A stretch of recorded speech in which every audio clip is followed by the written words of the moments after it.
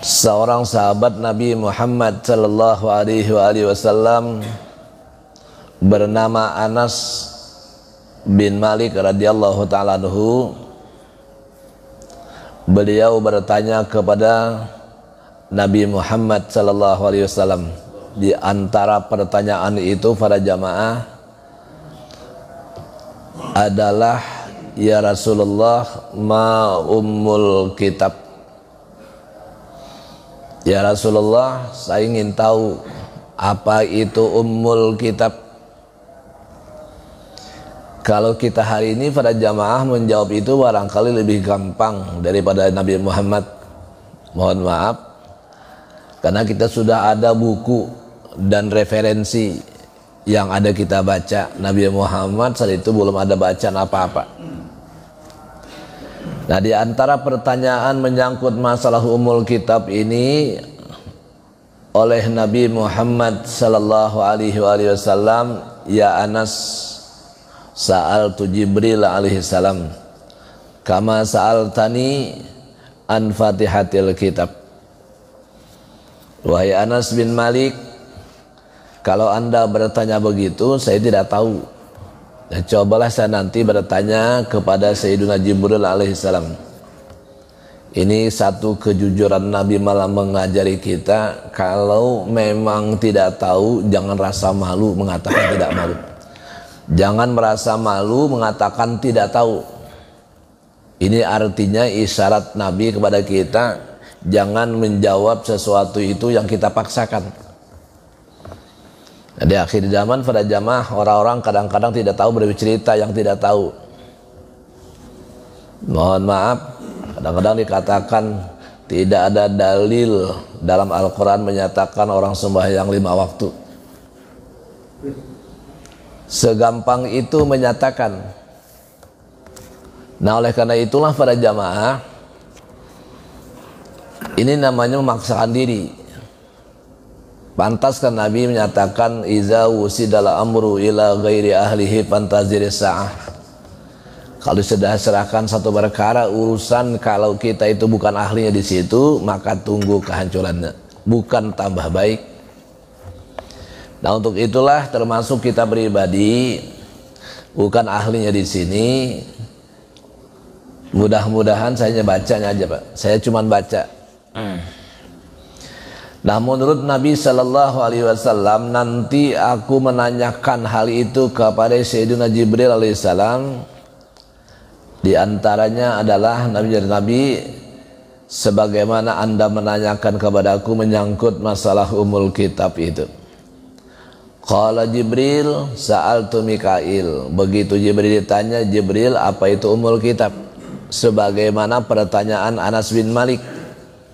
Oleh Jibril pun menjawab, ujar Jibril, nanti saya tanyakan kepada malaikat yang lain, termasuk diantaranya malaikat Mikail, malaikat Israfil. Rupanya Jibril tidak tahu juga, karena Nabi awalnya menganggap Jibril pasti tahu, karena Jibril alaihissalam salah satu di antara para malaikat yang diutus Tuhan menyampaikan firman-firman Tuhan kepada Rasulullah.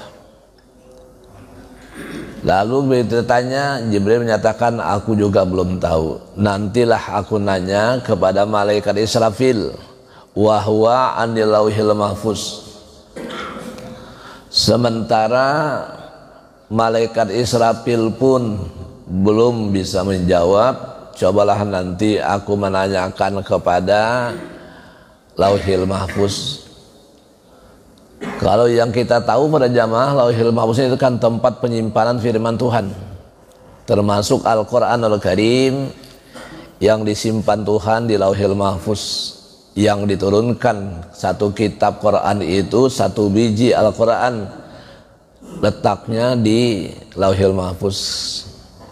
Nah, itu diturunkan pada bulan Ramadan, yang kita tahu daf'atan wahidatan, sekaligus ibaratnya Quran satu biji begini langsung diturunkan dari Lauhul Mahfuz ke Baitul Izzah. Nah, begitu ditanya Lauhil Mahfuz sebagai penyimpanan firman-firman Tuhan, barangkali mungkin anggapan Jibril, malaikat Israfil tahu. Mana Lauhil Mahfuz tahu. Karena itu menyimpan firman Tuhan. Ternyata malaikat Lauhil Mahfuz menjawab, aku juga belum tahu. Nantilah aku akan menanyakan kepada Al-Qalam. Nah, disinilah versi kita berbeda para jamaah. Orang-orang menyatakan, termasuk dalam hadis Nabi ceritakan awalul makhlukin adalah kalam. Tapi dalam kitab ini, dan termasuk guru kita di Martapura, ujar guru, Nur Muhammad itu paling tua, yang lain itu termuda dibandingkan Nur Muhammad. Sampai guru menyampaikan, ujar Abu Guru, kalau anak yang tertua misalkan Muhammad, lalu misalkan anak yang kedua siapa, Abu Bakar. Abu Bakar ini paling tua dinisbahkan kepada saudara-saudara yang lain, bukan kepada Rasul Muhammad SAW. Maka ini para jamaah, kalau kita lihat Allah memberikan contoh yang gampang dan gamblang, kita bisa pahami. Di antaranya adalah Allah menciptakan makhluk Allah berupa Nabi Adam alaihissalam. Nabi Adam pada jamaah, kalau itu menyatakan bahwa saja Nabi, ana minallah wal mu'minuna minni, aku berasal dari nur zat Allah, sementara orang muslim, orang Islam lain berasal daripada nurku. Nah, kalau yang namanya nur, apa namanya kata Nabi, ana minallah, saya berasal dari nur zat Allah. Saya berasal dari nur zat Allah, sementara orang-orang mukmin berasal dari nur Muhammad. Ya, kita termasuk kita ini. Lalu kemudian, karena beliau berasal dari nur zat Allah, kalau boleh kita umpamakan, dalam satu kitab namanya Kitab Balaghah, itu diberikan contoh namanya wajah sabah. Contohnya begini, Allah ciptakan Nabi Adam, kemudian diciptakan, dijadikan nenek kita, datuk kita dulu Siti Hawa. Jadi dikatakan khuliqa min dila'in. Dalam tafsir dikatakan Siti Hawa itu diciptakan Tuhan dari tulang rusuk Adam alaihissalam sebelah kiri. Ini kalau bahasanya, kalau Nabi Muhammad diciptakan dari nur zat Allah, kalau Siti Hawa diciptakan dari tubuh si Adam, Nabi Adam. Inilah wajah sabah pada zaman. Setelah Siti Hawa diciptakan daripada tulang rusuk Nabi Adam alaihissalam, baru mohon maaf terjadilah hubungan suami istri. Lahirlah anak-anak beliau, lahirlah putra putri beliau. Yang anak Adam kita tahu 20 kali melahirkan Siti Hawa, itu masing-masing kembar, berarti sudah 40 di situ. 20 kali melahirkan, sudah 40 orang anak. Ya, kalau sampai 100 kali melahirkan, Pak, 200 nih. Bisa satu RT sudah ini. Ini kan peristiwa Adam alaihissalam. Hanya syariat yang berbeda dengan kita. Karena dulu boleh nikah dengan saudara kandungnya. Saudara kandung ini kalau Adam yang pertama kali kalau lahirnya dengan anak perempuannya, maka anak yang kedua anak laki-laki dengan anak saudara perempuan kandungnya, itu nggak boleh anak pertama nikah dengan saudara kandung pertama. Jadi aturan syariat Nabi Adam saat itu adalah mesti anak yang pertama dengan kembarannya harus nikah dengan saudara kandungannya, adalah saudara kandung yang adik dengan kembarannya. Kalau misalnya laki-laki berarti nikah dengan saudara perempuannya yang kembar adik saudaranya tadi. Karena awal manusia, awal jasadiah, tapi secara awal nurnya itu adalah Nabi Muhammad. Di sini diceritakan tadi sekali jurjar diceritakan begitu ditanyakan oleh Lauhil Mahfuz, dari Lauhil Mahfuz aku juga nggak tahu apa itu namanya umul kitab. Saya bilang, inilah satu dari jamaah, kalau kita hari ini kita gampang menjawabnya karena kita sudah ada referensinya, ada buku-bukunya yang dibaca. Bahkan ketika di kampus pun kita dijelaskan oleh guru-guru kita, para dosen kita menyangkut masalah masalah yang seperti ini. Jadi kita bisa dimengerti sedikit ya. Lalu kemudian pada jamaah, karena Lauhil Mahfuz tidak bisa menjawab apa itu Ummul Quran, apa itu Ummul Kitab, oleh Lauhil Mahfuz pun bertanya kepada qalam. Yang tadi sebagian dari cerita dalam kitab itu mengatakan adalah al-qalam ini termasuk makhluk Tuhan yang pertama. Nah disinilah pada jamaah terjadi versi berbeda tadi oleh orang-orang yang memahami. Saya ulangi, oleh guru kita di Martapura, ujar beliau, Nur Muhammad itu paling tua. Ya model kayak tadi, kayak Siti Hawa. Baru kemudian dari hubungan Adam dan Hawa lahirlah anak Adam. Itulah sudah yang lain-lainnya, termasuk apapun. Karena sebelum Allah Subhanahu wa taala menjadikan makhluk berupa Nur Muhammad itu tadi pada jamaah, Allah dengan keesaannya dalam wihdatul wujud Tuhan. Nah kalau dalam dua wihdatul wujud Tuhan, Tuhan nggak ada yang lain Pak. Lalu Tuhan ingin memperkenalkan diri kepada makhluk-makhluk Tuhan, sementara Tuhan belum menciptakan makhluk. Banjir Tuhan, ini uridu an orafabi, aku ingin memperkenalkan diri, aku ini adalah Tuhan. Cuman untuk memperkenalkan siapa itu belum ada. Disitulah awal adalah penciptaan dari Nur Muhammad SAW. Dikatakan satu kitab, termasuk diantaranya I'anatul Talibin, di bagian tengah dinyatakan sebagaimana sering kita dengar di di TV-TV atau penceramah-penceramah kita, menyatakan bahwasanya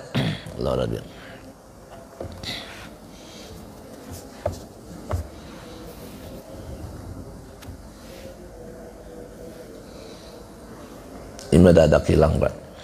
Ini penyakit sekarang Pak. Ini mohon maaf. Sudah itu tiba-tiba hilang. Ini akibat, mohon maaf, mungkin dampak dari sakit 10 tahun yang lalu. Yang saat itu ditangani oleh Bapak dokter kita, Dr. Aswad. Mohon maaf sekali lagi, mudah-mudahan diingat Tuhan. Kembali kita kelewati dulu ya, ini mendadak hilang Pak, sekali mohon maaf. Nah lalu kemudian oleh Lauhil Mahfuz tadi ditanya oleh yang namanya qalam, ditanya oleh Lauhil Mahfuz, wahai Lauhil Mahfuz, apa itu Ummul Kitab?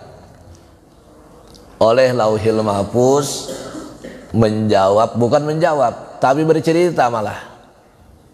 Ujar Lauhil Mahfuz, mana aja jalsi qalam, manakala Allah menciptakan saya daripada Nur Muhammad sallallahu alaihi wasallam. Bahasa asalnya fa'ajabal qalam lamma khalaqani min juz'i nuri Muhammadin sallallahu alaihi wasallam. Manakala Allah menciptakan saya, kata Lauhil Mahfuz, daripada Nur Muhammad sallallahu alaihi wasallam.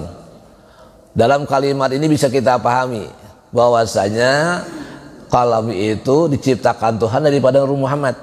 Ya modelnya gampangnya kayak misalkan anak Nabi Adam, Qabil dan Habil. Qabil itu diciptakan lahirnya dari rahim ibunya yang namanya Hawa. Jadi mohon maaf bahasanya tadi sebagai wajah sabah dari Ilmu Balaghah, oleh qalam menyatakan manakala Allah menciptakan aku daripada Nur Muhammad sallallahu alaihi wasallam. Berarti secara kebahasaan itu memang tua namanya Lauhil Mahfuz daripada qalam. Nah, oleh karena itulah maka di antara hadis yang termasuk di sana itu sekali lagi disebutkan kepada anak Adam yang lain. Bagaimanapun usia tua anak Nabi Adam tetap lebih tua Siti Hawa. Itu maksud guru. Jadi setua apapun yang namanya qalam tetap dia berasal daripada Nur Muhammad sallallahu alaihi wasallam. Itu pengakuan qalam kepada pertanyaan dari Lauhul Mahfuz. Yang tadi Nabi dulu di sana masih menunggu, ingin tahu jawaban apa itu Ummul Kitab. Akibat pertanyaan daripada salah satu sahabat Nabi bernama Anas bin Malik. Nah, setelah beliau menyatakan manakala asal diciptakan daripada Nur Muhammad SAW, faqalallahu azza wa jalla, saat itulah begitu menceritakan manakala aku diciptakan daripada Nur Muhammad, cukup diberi titik oleh Tuhan. Lalu Tuhan berkata kepada kalam, ujar Tuhan, ya kalam uktub, sekarang tulis. Saya ulangi, pertanyaan yang tadi katakan ma'umul kitab itu belum terjawab oleh yang namanya kalam. Karena tadi si Lauhul Mahfuz nanya pada kalam, karena sampai Lauhul Mahfuz belum tahu itu apa Ummul Kitab. Ditanya ma Ummul Kitab, wahai kalam, beliau bukan menjawab tapi cuma bercerita. Dan ini dihadiri termasuk malaikat Jibril, termasuk Nabi Muhammad, ingin tahu yang namanya apa itu Ummul Kitab. Ternyata pada jamaah oleh bercerita seperti itu, manakala Allah menciptakan, kata beliau, bukan jawaban ini, mencerita malah. Manakala Allah menciptakan diriku daripada Nur Muhammad SAW, tiba-tiba Tuhan berfirman, ujar Tuhan, uktub ya kalam, sekarang tulis. Kemudian begini kan, saya pertama kali datang di sini, tiba-tiba saya tulis, Bapak tulis. Bilang Bapak yang palsu, saya yang tulis Pak Guru. Kalau saya cerita yang lain, kemudian ada cerita bertulis, itu biasa. Tapi tiba-tiba datang di sini suruh tulis. Mulai gitu bahasanya. Jadi oleh karena itulah pada jamaah, oleh si kalam bertanya kepada Tuhan, maza uktub ya Rabb, apa saya tulis? Karena pendadakan sifatnya. Nah, oleh karena itulah pada jamaah, oleh Tuhan berfirman, alhamdulillahi rabbil alamin. Ini awal dari daripada penulisan surah Fatihah dari yang namanya kalam. Jadi saat itu belum sampaikan Tuhan berita apa Ummul Kitab itu, karena belum sampaikan siapapun nggak tahu, termasuk Nabi Muhammad. Saat berkata manakala aku diciptakan daripada Nur Muhammad, tiba-tiba Tuhan berfirman, uktub ya kalam, sekarang tulis. Oleh si kalam karena perintah menulis, ujar kalam, apa yang saya tulis? Tiba-tiba Tuhan berfirman membaca alhamdulillahi rabbil alamin. Baru ditulis kalam. Begitu ditulis kalam seperti itu, tiba-tiba memancar nur, fa khalaqal jannah.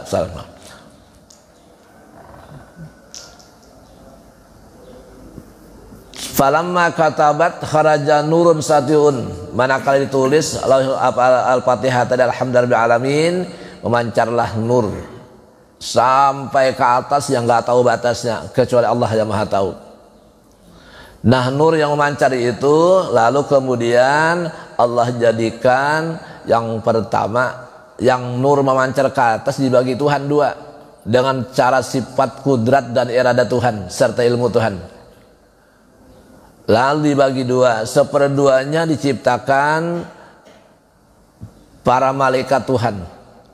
Oleh karena itu pada jamaah, malaikat diciptakan daripada nur. Yang nur itu keluar dari tulisan alhamdulillahirabbil alamin. Setelah seperduanya diciptakan jadi malaikat, seperduanya diciptakan surga Tuhan. Itu kalimat alhamdulillahirabbil alamin. Nah, setelah selesai itu Tuhan kemudian mengatakan lagi, ya kalam uktub, tulis berikutnya. Tulis oleh malaikat, oleh kalam Ar-Rahmanir Rahim, ya Tuhan, tulis lagi Ar-Rahmanir Rahim. Falamma kataba kharaja nurun min tahtil arsy. Manakala ditulislah oleh si kalam kalimat Ar-Rahmanir Rahim, kembali nur yang memancar di bawah arsy Tuhan. Di bawah arsy. Kemudian fa khalaqallahu ta'ala dzalikan nur, Allah ciptakanlah dari nur yang memancar di bawah arsy itu adalah bahrul rahmah. Summa amarallahu ta'ala kalam. Jadi kepada jamaah, nur yang keluar dari tulisan Ar-Rahman Ar-Rahim adalah itu dari lautan rahmat Tuhan. Jadi pada jamaah, dalam tafsir pun mengatakan bahwa laut ini bukan satu di bumi ini, di atas pun ada laut, di bawah pun ada laut. Ini sekali lagi tentang kesempurnaan sifat ilmu kudrat Tuhan. Lalu kemudian sekali lagi, laut yang keluar daripada tulisan Rahman Rahim itu tadi adalah laut, ya, nur yang keluar dijadikan Tuhan daripada lautan rahmat. Lalu tulis berikutnya, Tuhan uktub ya kalam maliki yaumiddin falamma kataba kharajam nurun min tahtil arsy wa khalaqallahu ta'ala min dzalikan nur bahrul adli. Manakala Allah ciptakan nur daripada kalimat maliki yaumiddin di bawah aras Tuhan, Allah ciptakanlah di situ adalah nur bahrul adli, lautan adil. Tadi lautan rahmat, yang kedua bahrul adli, diciptakan tuh lagi laut dari lautan adil. Saya ulangi, Ar-Rahman Ar-Rahim itu keluar nur yang diciptakan Allah, lautan daripada rahmat Tuhan.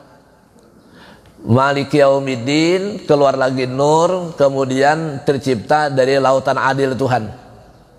Makanya maha adil pada mata Allah Ta'ala itu. Lalu kemudian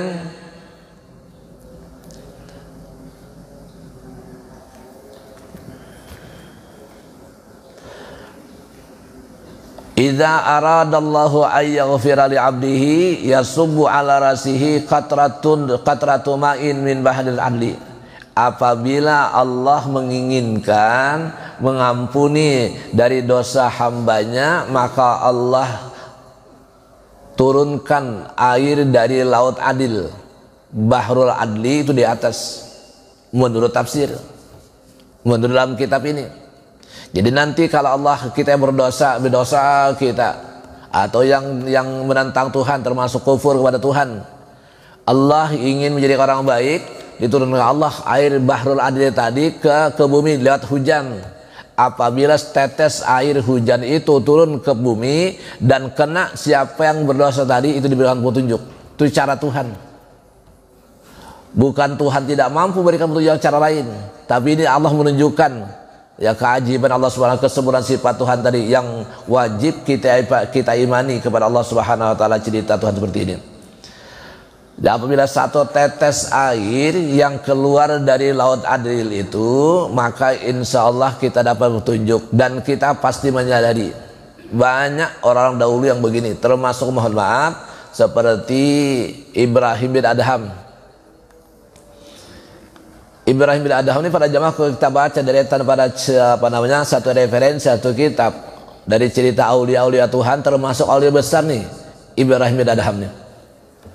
Ini barangkali menurut asumsi kita, setelah mereka mendapatkan hidayah dari Tuhan lewat mungkin tetesan air adil itu, sehingga dia menjadi sadar dan bertobat dengan sungguh-sungguh sampai menjadi aulia besar.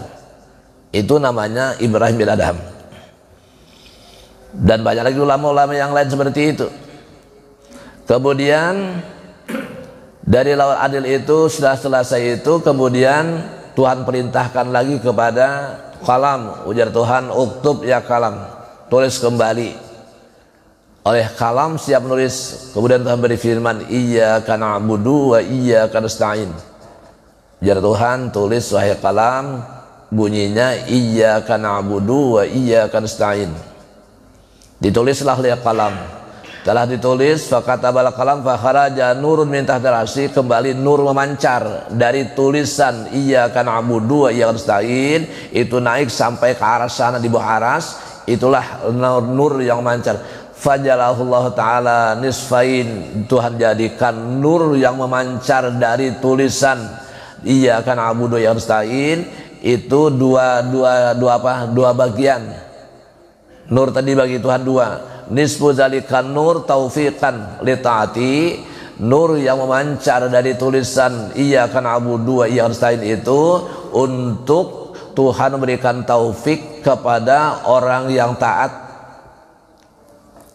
Taat diberi Tuhan, tapi lebih taat lagi Pak, yaitu sanggup beribadah siang malam tanpa henti itu. Jangan heran nanti kalau bisa beribadah sampai 1000 rakaat. Ini mendapat taufik Tuhan seperti ini Pak. Kita dapat taufik juga, dapat beriman kepada Allah, itu dapat taufik juga. Cuman belum mendapatkan taufik seperti yang mendapat taufik diberi Tuhan pada kalimat yang iyyaka na'budu wa iyyaka nasta'in. Sehingga mereka itu sekali lagi bisa beribadah semalam suntuk. Di antara guru kita di Martapura, Al-Alim Al-Allamah Haribillah Syekh Muhammad Zaini bin Abdul Ghani, sepengetahuan kita selama kita pernah belajar di sana mulai tahun 72 sampai 79 itu, pada jamaah kita melihat memang amal siang malam itu boleh katakan nggak berhenti. Maksudnya nggak stop. Kadang-kadang kita kan bisa beribadah minggu depan sudah mulai kendor. Kadang-kadang bisa nggak sholat, lalu istiqamah sampai akhir hayat beliau. Ini barangkali nur yang Allah ciptakan dari ini, itu hak Tuhan semuanya. Itu hak prerogatif Tuhan berikan kepada seorang seperti itu. Lalu kemudian para jamaah setelah ditulis dengan kalimat seperti itu, seperti diberikan taufik untuk taat kepada Allah Subhanahu wa taala, siapa umat Nabi Muhammad, wa nisfausani taufik dari jamil ummah, dan nur yang kedua yang Allah ciptakan daripada iyyaka na'budu wa iyyaka nasta'in itu untuk memberikan taufik kepada semua umat, dari yang tidak beriman jadi beriman. Kalau tadi dari yang beriman cuma mengerjakan maksiat, diberikan Tuhan taufik, akhirnya mereka taubat. Yang kedua ini kepada semua umat, yang taat, yang tidak taat, termasuk kufur kepada Tuhan. Oleh karena itu, kalau sudah mendapat taufik seperti itu, contohnya kayak Sayyidina Umar bin Khattab. Kata pada jamaah, Umar kan termasuk sahabat Nabi yang awalnya itu menentang Rasulullah. Bahkan kata Sayyidina Umar, tidak ada orang di dunia yang paling aku benci kecuali Nabi Muhammad. Itu saat beliau belum mendapat petunjuk. Tapi begitu beliau sudah mendapat petunjuk, kata beliau, tidak ada orang yang paling aku cintai di dunia kecuali Nabi Muhammad. Berbalik 180 derajat. Ini satu di antaranya orang barangkali di sini Tuhan berikan taufik lewat kalimat yang berbunyi dari iyyaka na'budu wa iyyaka nasta'in. Lalu kemudian Tuhan perintahkan lagi, kalam sekarang tulis lanjutannya, ihdinas siratal mustaqim, oleh kalam mencatat lagi ihdinas siratal mustaqim. Fakatabal kalam fakharaja nurun min tahtil arsy, kemudian begitu ditulis oleh kalam ternyata kembali nur yang memancar di bawah aras. Faja'alallahu ta'ala min dzalika nur hudan, yaitu Allah berikan petunjuk. Nur yang memancar pada tulisan ihdinas siratal mustaqim itu jadikan Tuhan petunjuk. Kemudian yakni hidayatul ibadil mu'minin khassah li ummati Muhammad sallallahu alaihi wasallam. Kalimat yang berbunyi dari ihdinas siratal mustaqim ini para jamaah, Tuhan berikan petunjuk khusus kepada umat Nabi Muhammad. Nah, oleh karena itulah bangga kita selaku umat Nabi Muhammad. Maka jangan lagi mencari rasul yang lain. Kadang-kadang kita tidak puas dengan ini, lalu mau jadi rasul. Ini ada yang beriman, ada yang percaya itu. Sudah dikatakan di Tuhan Al-Quran, Nabi Muhammad adalah orang termasuk terakhir Rasul Tuhan, dan itu yang terbaik. Maka para jamaah dalam kitab satu Kasful Asrar di Salati Sayyidil Abrar menyatakan, ya Tuhan, wa idza arada syai'an ayyakuna lahu kun fayakun. Kun fayakun itu siapa? Dalam satu kitab bernama Kasful Asrar li Salati Sayyidil Abrar, nama kitab. Ternyata dimaksud kun fayakun siapa? Rasulullah. Kalau artinya, ya Tuhan jadilah, jadi. Misalkan kita menciptakan langit, cukup Allah berfirman dengan kun fayakun, kun jadilah, fayakun jadilah. Tapi menerima di sini yang pertama itu dah ya Rasulullah. Ya termasuk makhluk tadi, itu adalah Rasulullah. Serba diistimewakan Rasulullah, serba diistimewakan Tuhan Rasulullah. Mohon maaf kalau kita beranggapan dan berkata seperti dalam cerita dalam Al-Quran, seperti cerita Nabi Yusuf. Orang yang paling tampan di dunia itu Nabi Yusuf. Itu sepakat mengatakan, dan itu dari Al-Quran. Orang yang paling bagus suara pasti mengatakan suara Nabi Daud. Nabi Daud kan suara paling merdu. Siapa aja mendengar suara Nabi Daud yang baca kitab Zaburnya pasti berhenti. Jangan pun manusia yang berakal, semut sekalipun berhenti, Pak, nggak bisa berjalan tuh. Saking merdunya suara Nabi Daud. Dan tampan Nabi Yusuf dikatakan ma hadza basarun illa malakun karim. Kata ibu-ibu saat itu berkata, setelah dikumpulkan oleh istri Nabi Yusuf, akhirnya siapa itu? Zulaiha, Pak ya. Zulaiha kan dikatakan di masyarakat, ngapain Zulaiha mau sama pembantumu, sama hambamu? Ini orang wajib berbakti kepada majikannya. Yusuf alaihissalam karena diperjualbelikan kan setelah ditemukan di sumur itu. Tapi ujar Zulaiha, ya kalian nyaman aja. Nyaman aja madahkan. Oh, kapan itu gila-gila ada orang pembantu. Ada lagi bibinian. Kemana-mana berita mencibirkan daripada Siti Zulaiha. Ujar Zulaiha, kalian belum tahu lagi. Aku tiap hari bergumul Yusuf, aku tidak cinta. Padahal punya suami sudah beliau. Cuman suami beliau mohon maaf, begitu mau melakukan hubungan itu nggak bisa berlaku, nggak berfungsi kelaki-lakiannya. Jadi Zulaiha tidak pernah melakukan hubungan terhadap suaminya. Lalu kemudian setelah Zulaiha ingin memperlihatkan kepada mereka yang mengatakan, oh, kau tergila-gila maju terlalu, kamu ini nggak selera rendah kamu tuh. Orang majikan, orang-orang budak di rumah tangga, oh dicintai. Sekali lagi ujar-ujar, kalian tunggu nanti akan kuundang untuk melihat itu siapa Yusuf. Kalian bisa berkata, aku tiap hari melihat. Diundanglah ibu-ibu. Ini para pejabat semua nih, mohon maaf. Karena istri Yusuf kan istri Yusuf Zulaiha itu kan punya suami pejabat, rajanya. Jadi mau tidak mau buah diundang semua. Kumpullah di rumah Zulaiha. Udah kita anggaplah rumah di bawah, kita lantai di bawah, ngumpul semua ibu-ibu itu.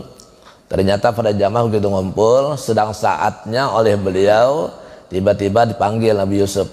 Yusuf sekarang turun. Yang di bawah ini pada jamaah macam As-Sutri menyatakan beliau mengupas bawang. Setelah riwayat mengatakan itu dari buah-buahan. Dibagilah buahan ke tangan ibu, kasihkanlah pisau. Begitu Nabi Yusuf turun, ini semacam pertunjukan artis yang akan memperagakan ketampanannya kan. Turun, ternyata masing-masing terbelalak mata.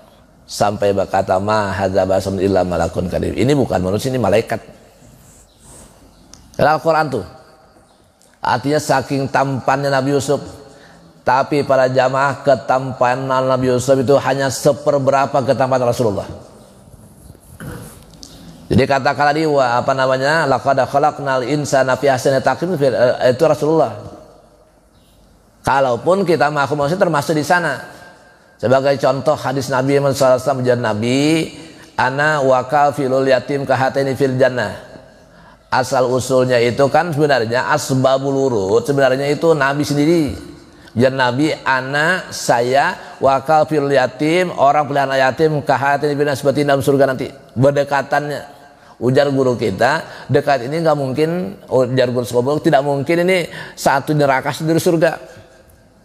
Kalau sudah seperti ini dekatnya berarti sama-sama di surga. Ana wa kafilul yatim kahataini fil jannah. Aku, saya dengan ayah dan orang pelihara yatim seperti dalam surga nanti, berdekatan. Siapa dimaksud hadis itu? Siapa asbabul wurud hadis itu? Adalah Rasulullah. Tetapi siapapun sampai hari ini yang menyayangi, menyantuni, memelihara kepada yatim itu dijamin Tuhan surga. Oleh karena itulah pada jamaah, jangan kita segampang itu menyia-nyiakan yatim. Termasuk oleh cintai Nabi pada. Jadi artinya tekad untuk mendapatkan surga itu sangat mungkin dapat karena kita sayang pada anak yatim.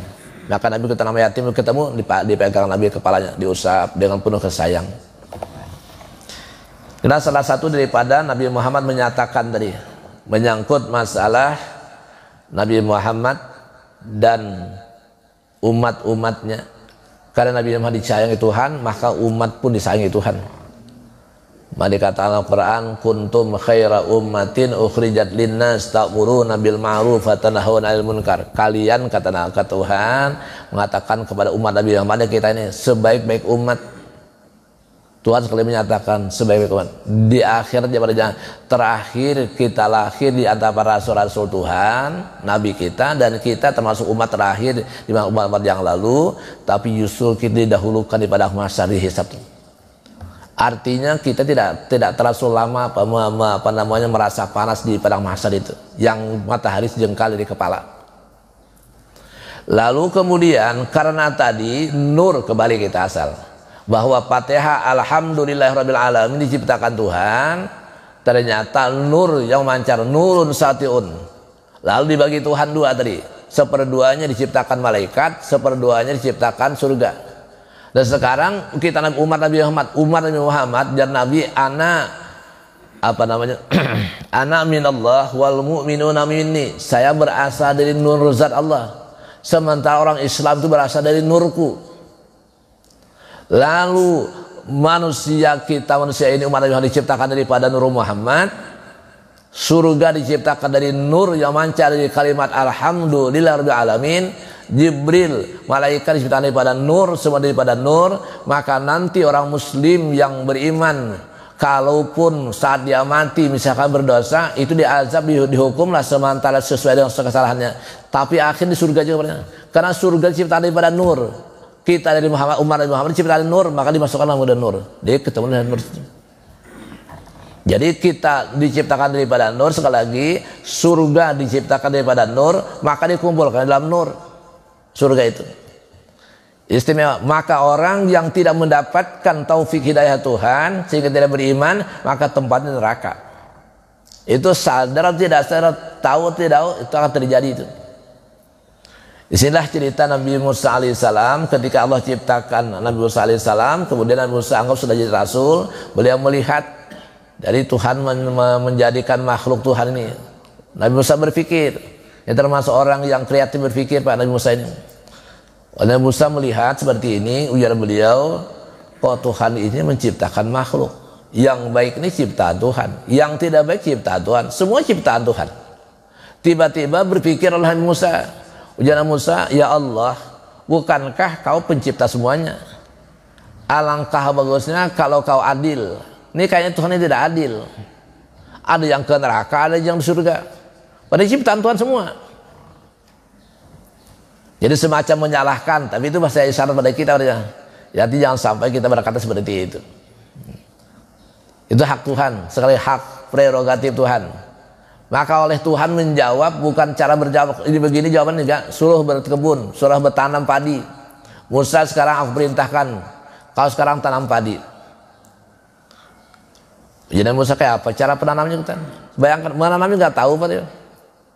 Kayak apa caranya? Diajari Tuhan mulai pembersihan lahannya dulu sampai ditanam di bibit tanah, ditanam di tanah. Kemudian tumbuh, dibersihkan segala macam rumput-rumput.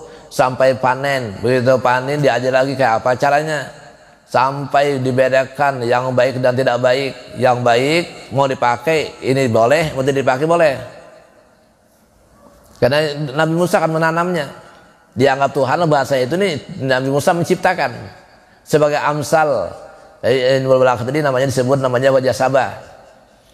Nah oleh karena itulah pada jamaah Nabi Musa kan diberi Tuhan akal, diberi Tuhan paham, akhirnya yang tidak berisi, hampa, kosong, padi itu dibuang.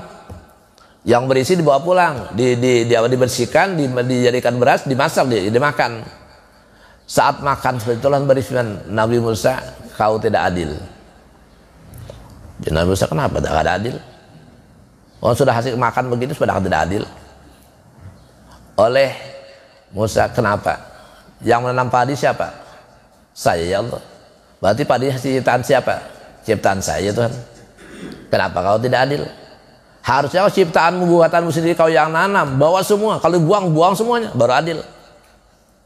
Dia kan menjawab pertanyaan Nabi Musa, kenapa Tuhan tidak adil?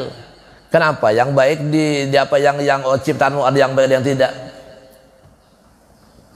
Begitu Tuhan menyatakan seperti itu, wahai Musa kau tidak adil. Baru Musa sadar, ya Allah bagaimana aku bisa memakan itu? Jangan pun saya manusia, ayamnya berjakasnya padi yang kosong itu nggak boleh dimakannya. Itu yang nggak punya akal. Jadi bagaimana itu ada aku makan itu? Karena itu kosong, nggak ada isinya. Binatang pun nggak mau makan. Nah itu ya Tuhan, aku ciptakan makhluk itu. Ada yang baik, ada tidak baik. Yang tidak baik ngapain kumpulan sini? Bahkan yang tidak baik kumpulan di tempat yang tidak baik. Apa jadi tempat yang tidak baik itu adalah neraka jahanam, naudzubillah. Tempat yang baik itu yang nur tadi, surga Tuhan. Jadi ketemulah nur dengan nur. Nurun faqa kullan nur. Inilah salah satu di antara Tuhan menjawab dari pertanyaan kasus makhluk Allah berupa manusia. Tuhan semua ciptaan daripada diberikan contoh semua. Dunia itu amsal. Sebagai contoh supaya kita bisa paham menyangkut masalah ketuhanan. Nah kembali tadi masalah ketika uhidatul wujud Tuhan keesaan. Ya Tuhan ini uridu an u'arafabi, aku ingin dikenal oleh makhlukku. Sementara makhluk belum diciptakan. Kayak apa makhluk bisa kenal? Oleh karena itu ya Tuhan lalu diciptakan dari Nur Muhammad tadi. Nah berkembang sampai hari ini. Misalnya dikatakan dalam kitab I'anat Talibin, apa ya Tuhan, apa dalam kitab itu dikatakan laulaka lama khalaqtul aflaq, jika tidak dengan sebab kasih sayangku kepada engkau Muhammad, jika tidak dengan sebab kasih sayangku kepada Muhammad, kepada wahai Muhammad, tidak aku ciptakan semuanya. Diciptakan Tuhan lah makhluk berupa Nur Muhammad. Nah sekarang pertanyaan kita yang ada mau utik-utik, ini kaji di kampung kadang-kadang mohon maaf aja, Nur Muhammad itu qadim oleh kajian di masyarakat. Bagaimana ceritanya? Dalam kitab Tauhid, kalau Tuhan itu bisa disamai, berarti Tuhan lemah.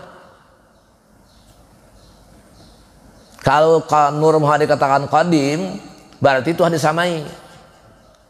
Maka dalam tauhid mustahil. Kan itu mukhalafatul hawadis itu. Lawan mumasalah berarti mumasalah. Mukhalafah mumasalah lawannya. Berbeda sama. Nah sama ini mustahil bagi Tuhan, bisa disamain. Jadi semua sifat Tuhan yang 20 bagi kita, misalkan wujud ada, kita ada, samatnya itu mustahil Pak. Tapi maksudnya buktinya guru ada, kita ini ada kan. Kita mengabsen di sekolahan pada Pulan bin Pulan hadir Pak, ada Pak, menyatakan ada. Berarti wujud bahasa Arab tauhid itu. Berarti Tuhan bisa disamai. Pada jamaah di tauhid itu dikatakan wujud makhluk itu adalah majazi. Majazi dalam kisah Balaghah itu hanya kiasan, bukan hakiki. Sementara Allah wujudnya hakiki. Nah kita ini majazi hukum tidak ada padanya, hukum tidak ada. Nah bagaimana bisa menciptakan? Dikatakan Nur Muhammad qadim, bertentangan dengan tauhid. Bagaimana guru? Pertanyaan misalkan punya guru, lalu guru, surga itu rusak gak? Neraka itu rusak gak? Dihancur gak? Ada beberapa hal yang dia tidak dihancur Tuhan, tapi semata itu untuk memberikan balasan kebaikan kita sebagai makhluk untuk ditempatkan di tempat yang bagus. Lalu tempat itu tidak dirusak Tuhan. Bahkan bumi pun sebagai istimewa Tuhan ada di antara Mekah Madinah itu sebagai tanah dunia yang tidak dihancur. Nah, kan sebagai tanah haram. Makanya pada jamaah ketika nanti datang yang namanya Dajjal itu nggak bisa apa-apa ya. Di Mekah nggak boleh masuk, Madinah nggak boleh masuk. Itu tersingkir mereka, nggak bisa. Sekalipun Dajjal pun nggak bisa masuk di Mekah itu. Itu akan menunjukkan itu tanah di dunia. Aras termasuk diistimewakan Tuhan, tidak dirusak Tuhan. Kekalkah? Kekal ini kekal majazi. Telah guna kata majazi tadi Pak. Jadi artinya adanya makhluk yang tidak hancur itu karena tidak dihancur aja. Misalnya begini, misalnya ini hak saya Pak, Bu, ini katanya hak saya, ini punya saya punya saya terserah Tuhan, terserah saya Pak, mau dihancur mau tidak urusan saya. Kalau ini saya kekalkan gak dirusak, kekal. Ini bisa rusak, ya rusak. Ini nggak bisa nolak, Pak. Ini kenapa? Kekal nggak dirusak. Ini hak saya. Artinya kekalnya, lamanya, tidak rusaknya ini lantaran saya biarkan. Tidak dirusak. Termasuk nanti yang tidak dirusak itu surga nggak dirusak, aras tidak dirusak, neraka tidak dirusak, ya. Termasuk roh kita. Oleh karena itu para jamaah kalau mengatakan roh itu kekal abadi itu bertentangan dengan tauhid kita. Percaya aja. Bisa kita kembali, kita cek kembali itu bicara tauhid. Ini akibat belajar tauhid yang tidak berkitab baik-baik dari pemahaman sendiri dari dia Tuhan, abjad Nabi sallallahu alaihi wasallam, apa? Idza wusidal amru ila ghairi ahli sa'ah, idza wusidal amru ila ghairihi fantazir sa'ah. Apabila diserahkan suatu urusan yang bukan ahlinya, tunggu kehancuran. Kita bukan ahli dokter misalkan, kita bukan ahlinya, lalu kita jadi dokter. Tidak mustahil orang disuntik bisa mati. Kalau saya bukan ahlinya, jangan pilih seperti bisa ahlinya dia. Masuk juga sesuai. Tapi kalau mohon maaf misalkan, contoh aja Pak ya, mudah-mudahan ada jangan terjadi. Saya misalkan orang pesantren Darussalam misalkan masuk jadi dokter, apa kehebatan saya? Di mana letaknya? Di mana hubungan dengan pelajar-pelajar? Biasanya dokter ini bisa ahli-ahli Pak, orang biasanya eksak Pak lah. Apakah kimia, apakah fisika, apa IPA lah gitu ya. Jarang ada SOS Pak, jarang DPS Pak, mesti dari IPA tuh yang di dokter. Ini karena mereka punya kecerdasan urusan hitung-hitung segala macam tuh. Kita serahkan, mereka bukan ahlinya, saya jadikan dokter padanya. Jangan heran kalau mati kasih suntik tuh, kan bukan ahlinya saya. Dia kata Nabi, idza wusidal amru ila ghairi ahli bila ghairi pandasa, bila serahkan urusan kepada orang bukan ahlinya, tunggu kehancuran aja. Tunggu kehancurannya. Jelas salah satu di antara cara Tuhan berikan paham. Nah oleh karena itulah pada jamaah, begitu Allah ciptakan tadi dari nur yang keluar daripada alhamdulillahirabbil alamin, ternyata diciptakan daripada malaikat dan surga. Surga itu pada jamaah tempat nanti menyimpan orang-orang yang diciptakan daripada nur, yaitu umat muslim. Makanya muslim pada jamaah itu kalau mereka bisa mempertahankan itu semua, itu tidak akan tersentuh api neraka. Maka ada istilah mereka yadkhulunal jannata bighairi hisab.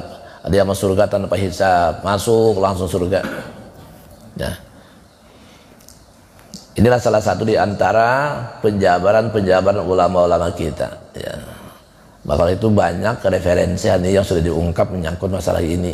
Saya berani mengatakan seperti ini pada jamaah. Pertama, ada buku pegangan. Yang kedua, guru kita seperti itu bercerita, sudah sering bercerita. Artinya kalau saya bercerita seperti ini, kita nggak mungkin nggak bakalan sesat, karena sudah banyak kita dengar. Karena pada tahun 72 kita belajar dengan seperti ini pada guru sekumpul itu waktu di Keraton itu belajar begini, pada dimatikan tuh, nggak boleh direkam tuh. Saya ulangi, bercerita Nur Muhammad tahun 72 sampai 9 itu nggak boleh direkam kecuali orang yang dipercaya guru, termasuk di antara Yusuf Kabul, itu keluarga guru. Itu yang diizinkan untuk merekam ceramah guru.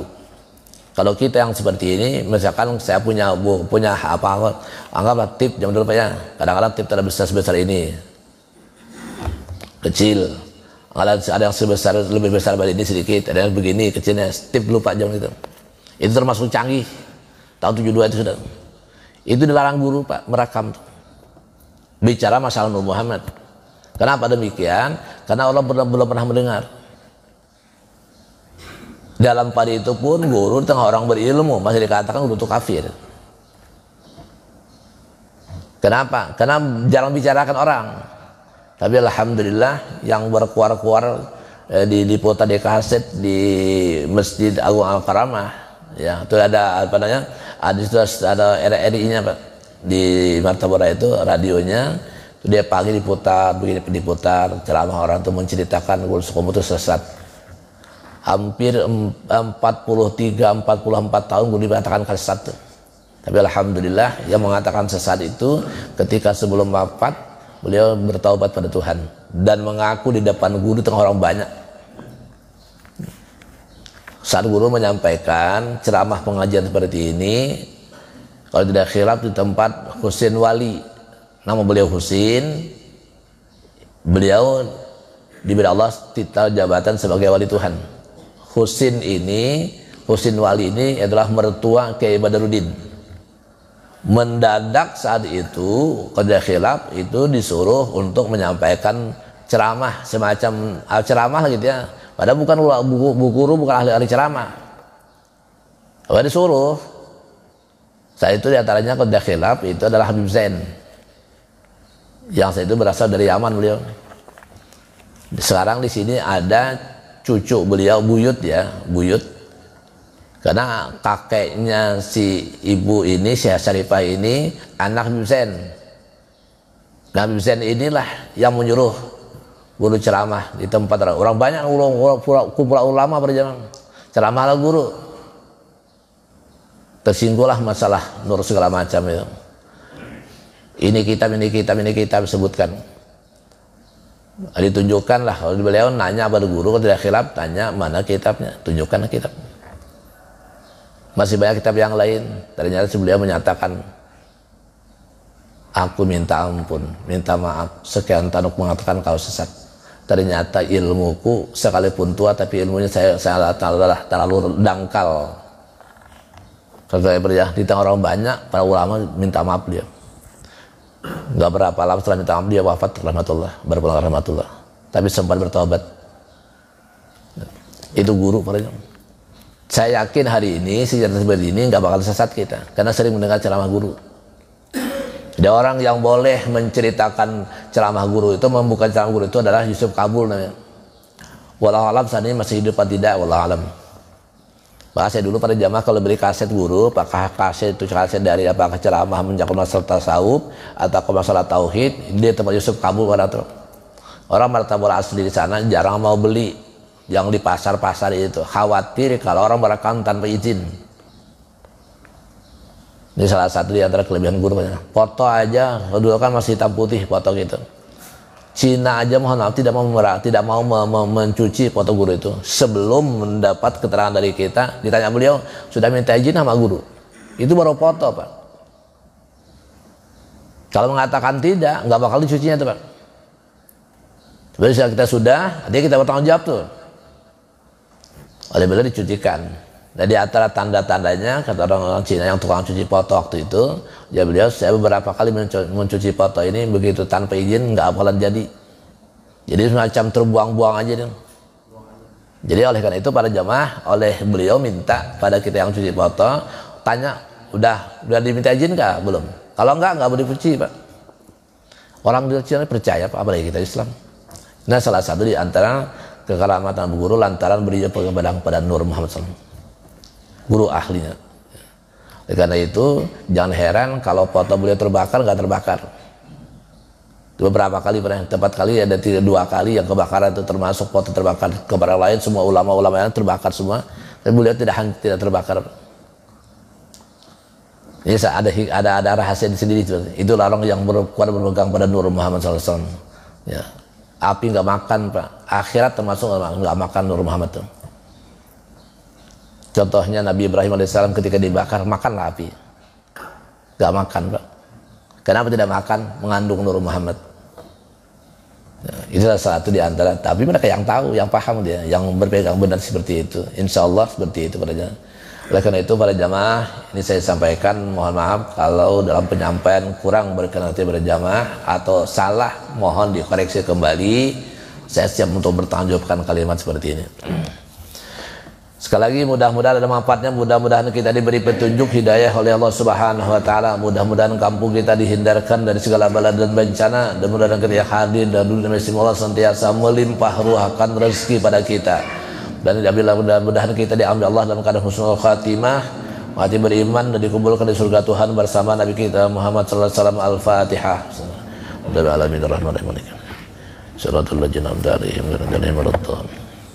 Amin ya rabbal alamin. Bismillahirrahmanirrahim. Rabbil alamin. Wassalatu wassalamu ala asyrofil mursalin sayyidina nabiyina syafiina Muhammadin wa ala alihi washabihi ajmain. Allahumma ij'al jam'ana hadza jam'an maghfura wa tafarruqana ba'da tafarruqan ma'suma. Allahumma inna nas'aluka hubbaka wa hubba man yuhibbuka bi kulli amalin yuqarribuna lahu bika. Rabbana atina fid dunya hasanah wa fil akhirati hasanah wa qina adzabannar. Subhana rabbika rabbil izzati amma yasifun. Wassalamun alal mursalin. Alhamdulillahi rabbil alamin.